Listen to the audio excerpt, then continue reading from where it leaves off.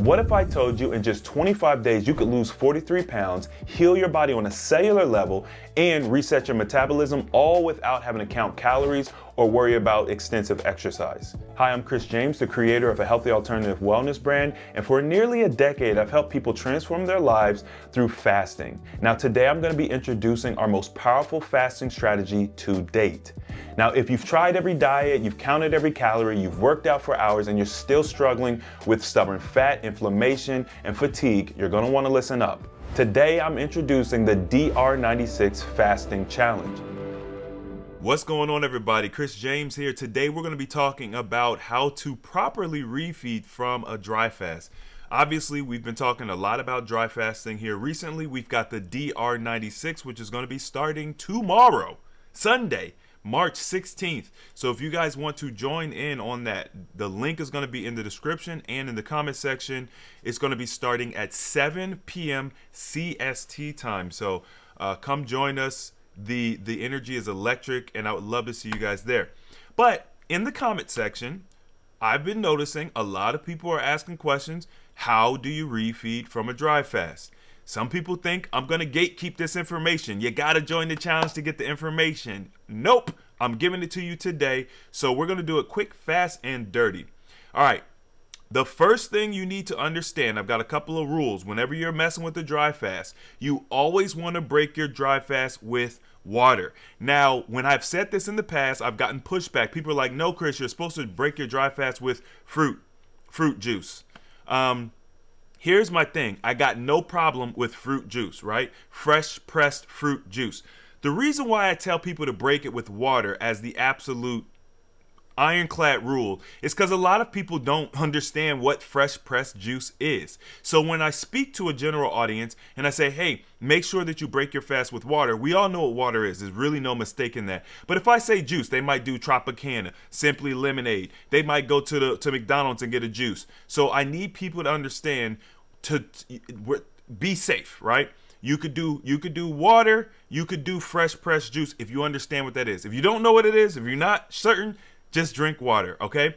But the other thing we need to understand is you cannot guzzle your water. So you always want to sip your water slowly.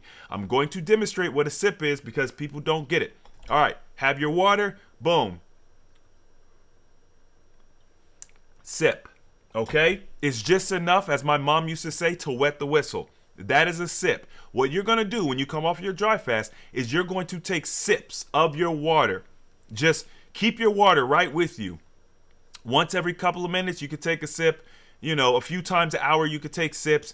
Just sip. Never guzzle. That's very important. And we'll talk a little bit more about that later. Also, I recommend that you do not drink more than 16 ounces of water per hour. Okay? Translate that to whatever system of unit of measurement you guys use. But you don't want to drink more than 16 ounces of water per hour. It's going to put stress on the kidneys. Remember, the body has just gone through a long stint of not digesting food or water. So you have to wake your system up. I want you guys to think about it. You've had a long day. Maybe you went to the amusement park. Maybe you're dealing with the children. Maybe you had a hard day. You finally get to go to sleep and you are resting. You're in your deep sleep. And then about an hour into your deep sleep, somebody busts in the room and they're like, hey, get up. We got to go. How does that make you feel? Think about how we've all had this experience. You got into your deep sleep. You're feeling good. You're dreaming. You're warm. And then someone's like, hey, we got to go. Hurry up. Get up. It discombobulates you.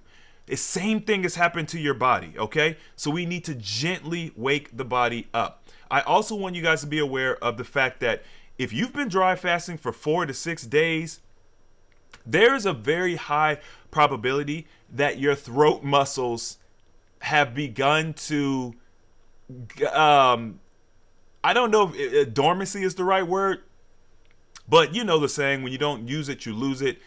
The muscles in the throat, they're just not used to swallowing anymore, okay?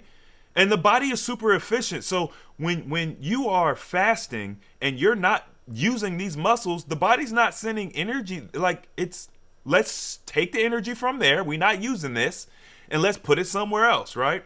So once again, you have to ease yourself into it. And these are some things that if you're a first-time dry faster, a first-time long term dry faster, you don't know these things. All right, so day 1 of the refeed, I want you guys to focus primarily on hydration. We are not really focused on getting in a ton of nutrition day 1 of a dry fast refeed.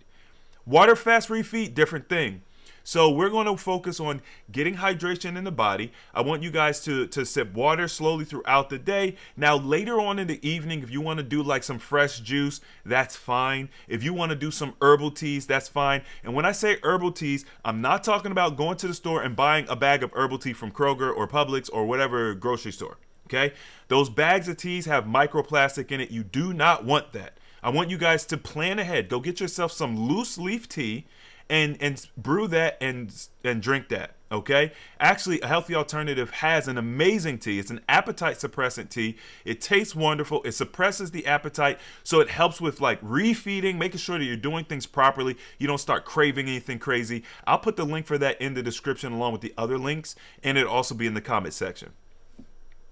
In addition to the teas and the juice, you could also do a vegetable broth. Now, if you guys are doing carnivore, you're gonna say, Chris, I want to do a bone broth. Look, I don't care what broth you do. The important thing is that you make it from scratch. So if that changes how you interact, then it's going to change how you interact. A lot of people do not make their bone broth from scratch. So whether you're doing vegetable broth or bone broth, on day 1 of your dry fast refeed, you cannot have processed foods. This is one of the main things we have to avoid. That's why I just tell you guys, just drink water. I don't want you accidentally drinking or eating or consuming something processed. That also includes your broth. So for the vegetable people, don't go to Whole Foods and get the veggie broth in the container. That is a processed food.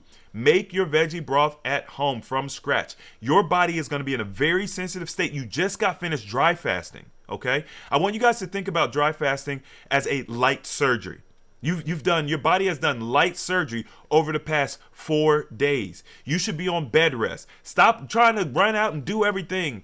Be easy, okay? So plan ahead of time. Once again, we're going to avoid any solid food on day 1. Day 2, I want you guys to focus on raw foods and whole foods, okay? So obviously I teach plant-based, okay? So we're looking at raw fruits and vegetables. On day 2, if you need a cooked option, you can lightly steam your vegetables. That's perfectly fine. Or what we can do is we can completely avoid the vegetables on day 2, and we could just simply do fruit. Okay? And the reason I say that is because a lot of people, when they think of vegetables, there's a lot of things in the category of vegetables that aren't actual vegetables, right? So it can get very confusing. So if I want to be concise, what I'm gonna say is, all right, first of all, the definition of a fruit is the ovaries of a plant, okay? So where you might consider a cucumber to be a vegetable is actually a fruit. An avocado is definitely a fruit. A bell pepper is definitely a fruit, right? So when I say fruits, it's not as constricting as you might think. Vegetables are gonna be your stems, your roots, your leaves, okay? When we look at a plant, stem, roots, and leaves, those are vegetables. So your celery stalk, maybe your tubers, your potatoes, things of that nature. Obviously your kale, right? Spinach, stuff like that.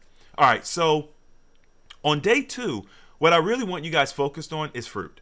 But once again, encompass all fruit, right? So that'll give you a ton of different variety, but the goal is high water content food. So when we eat more high water content food, it's more easily digestible, and it's gonna make it easy for the body to kind of start getting warmed up again, right? It's the easiest thing for the body to digest. So vegetables are a little bit more difficult, and if you have vegetables, you really need to steam them. So what I would say is let's save vegetables for day 3 of the refeed, and just do whole fruit. All right.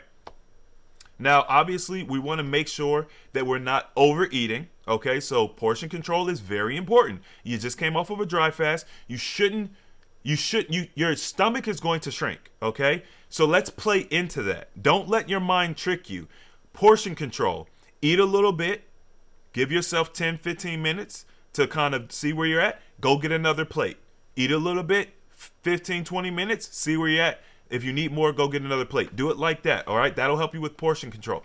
Continue doing your gallon of liquid a day. You guys can do the water, you could do the juice, you could do the herbal tea. All right, all of that's okay throughout this process. Now, on day 3, we're going to focus on raw foods again, okay? However, if you guys want to cook, you want to do your vegetables, then you could do your steamed vegetables. All right, so broccoli, you can steam broccoli or cauliflower, or, kale, or actually what I would say is get yourself some Swiss chard. This is a really, really amazing medley I put together. Swiss chard, bell peppers. If you like mushrooms, get your mushrooms. If you like little peppers, jalapenos or whatever, get some jalapenos. Dice that all up and steam it, right? And then season it, okay? And that is absolutely delicious. You could put it with some avocado or whatever you want, right? You kind of get the picture. But season it up, get some lemon juice, maybe some olive oil or something like that, some sea salt, whatever, some smoked paprika. Smoked paprika is the king of seasonings. If you don't use smoked paprika, I don't know what you're doing, all right? So that is a great little deal you could do on day 3. I want you guys to begin preparing your body for the next fasting cycle if you're doing rolling, okay? So when we talk about the DR96, by day 3, we're about to roll back into our next dry fasting cycle. But let's just assume you're not going into a dry fasting cycle. This is just your complete dry fast. The next day, what we're going to be focusing on, so day 4, now we can start having our cooked meals. We're going to do the fruit. We're going to do the vegetables. We're going to cook it. We're going to do some grains. I want you guys focused on natural grains. So we're talking about kamut, quinoa, teff, rye, things of that nature. Or you could do black rice. You want to focus on natural grains, things of that nature. And you can put something nice together. Just remember portion control, right? Remember portion control throughout this entire thing. On day 5, all right, so on day 5, now for those who are, you want to get back into eating meat and things, go ahead, you can have your meat. Just make sure you're eating high quality meat. It's very important. Do not go to Popeyes. Do not go to Wendy's. Do not go to even Whole Foods and get the vegan meat, okay? Day 5 of your dry fast refeed, it is Whole Foods only. Go to the butcher. Go get the high wellness rating meat from Whole Foods. Wherever you need to go, get the high quality stuff. It's going to make a huge difference, and it'll keep you safe, all right? Dry fasting is nothing to play with. Like I mentioned before in other videos, anytime people have had issues with fasting, it's because they don't do a proper refeed. And all of these are very important. Don't ask me how I know, okay? I've had some painful experiences with improper refeed. So make sure high quality meat if you want to add your meat. And then by day 6, day 7, you're kind of getting back into normal eating, okay? And this refeed is for anywhere from 3, if you're dry fasting from 3 to like 6 days. If you do more than 6 days, you do like 8 to 10 days. You want to add another day of like refeeding. Just don't get into, what you want to do is push out the processed foods as far as possible. So the meat and the dairy, you want to push that out to day 5, day 6. When it comes to the dairy products, once again, if you're going to have it on day 6 of your refeed, it's got to be high quality. It has to be high quality. Don't just go to Kroger and buy some yogurt because you think it's a healthy food. It is that's a highly processed food, and it has the ability to impact you in a very negative way. I know you've eaten yogurt all your life. I know your body's used to it. I'm telling you, it will react different when you're coming off of a long dry fast. You've been dry fasting for 8 days. Your body's going to react different. I'm warning you. Hopefully you're not that child that has to put your hand on the stove to know it's hot. I don't know. We'll see. All right.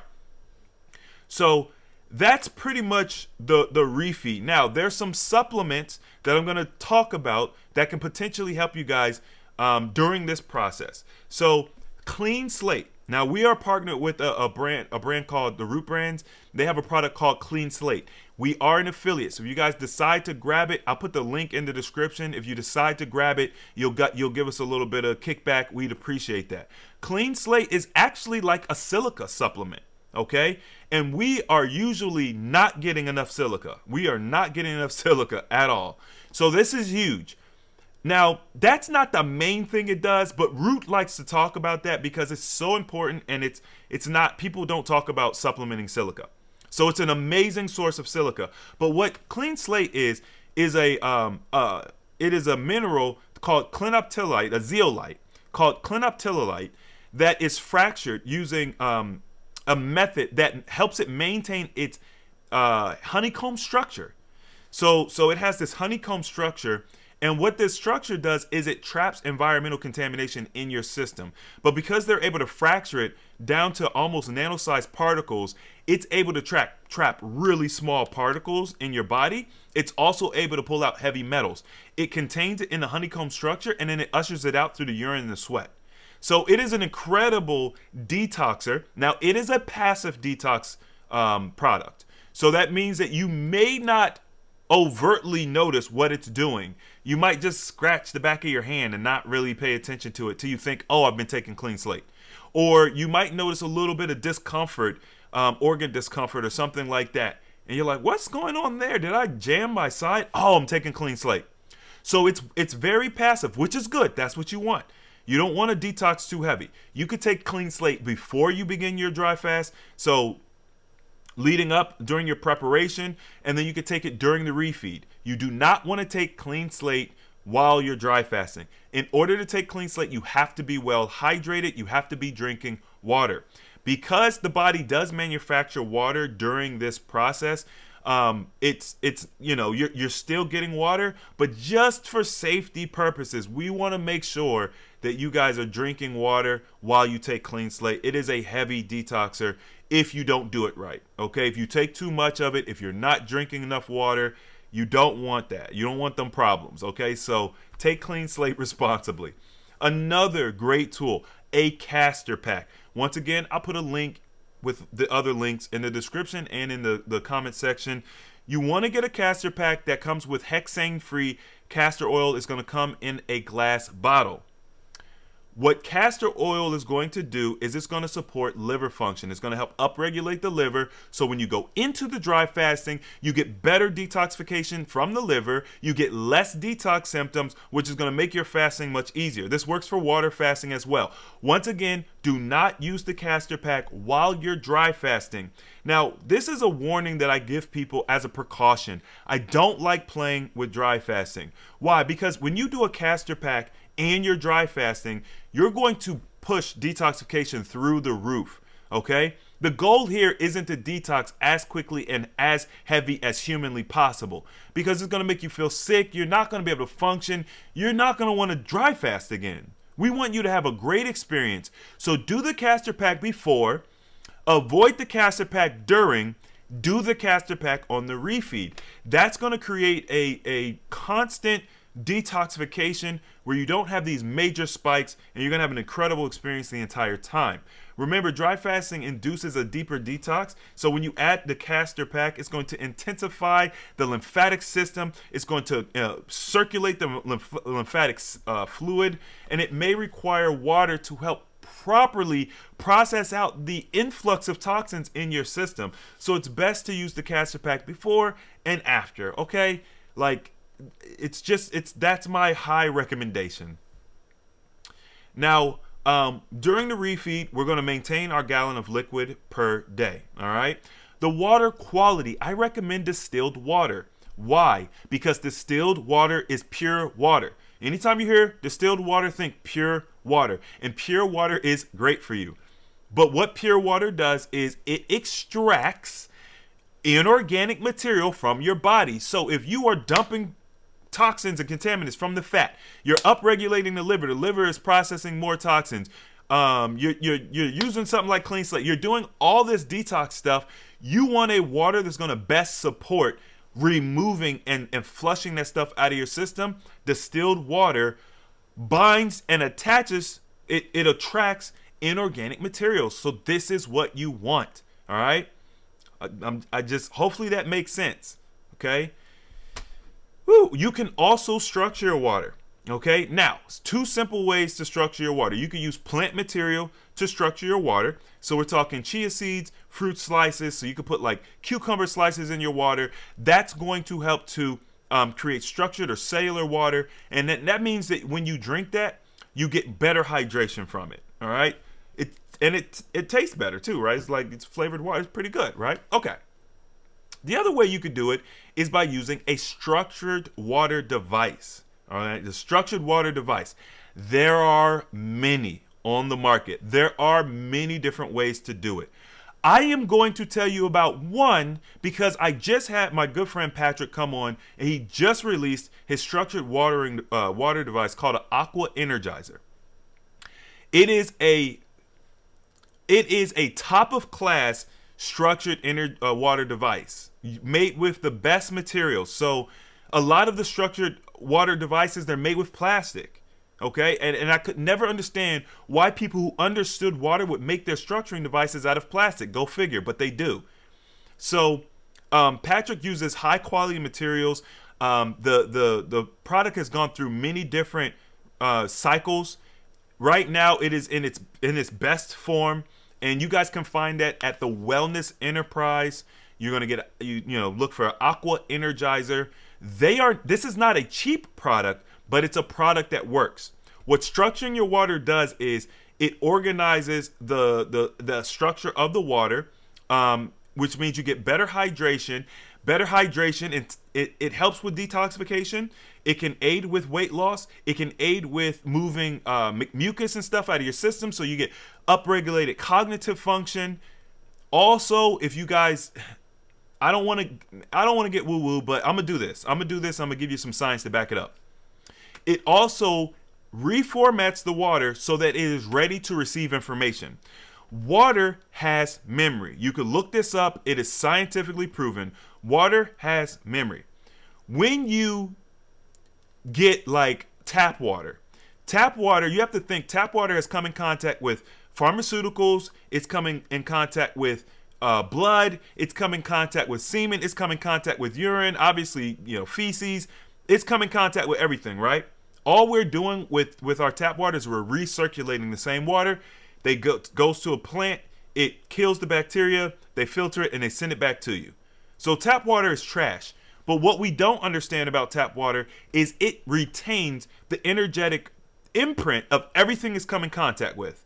When you structure your water, you reformat the memory on the water. So you get water that's ready to absorb new frequencies. So when we talk about quote unquote holy water, people talk about being able to, speak different messages to their water. If they want healing in a certain way, if they want to feel love or whatever the case may be, you can speak things into your water. And when you structure it, it is ready to absorb that message.